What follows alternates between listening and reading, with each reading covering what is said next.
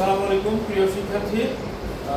নবম দশম শ্রেণীর শিক্ষার্থীদের জন্য পরিসংখ্যান থেকে যে সকল প্রশ্ন আয়ত্তে করলে প্রতি বছরে আমরা 10 নম্বর পরীক্ষা এসএসসি পরীক্ষায় কমন পাবো, আমরা একটু প্রশ্নগুলো দেখি। এই যে এখানে পরিসর বা পরিধি, শ্রেণী সংখ্যা, গণসংখ্যা, নিকষণ সারণী, গণসংখ্যা হতে গড় নির্ণয়, ক্রমজনিত গণসংখ্যা সারণী, সংক্ষিপ্ত পদ্ধতিতে গড় নির্ণয়, সারণী হতে মধ্য ও প্রতিরোধ নির্ণয়, সারণী হতে আয়তলেখ, অজীব রেখা এবং গণসংখ্যা বহুভুজ অঙ্কন করো। এই তিনটা প্রশ্নের মধ্যে দুটা প্রশ্ন প্রতি বছর কমন পাবে। কোন তিনটা? আয়তলেখ, অজীব রেখা, গণসংখ্যা বহুভুজ। তিনটার ভিতরে প্রতি বছর দুটা করে কমন পাবে।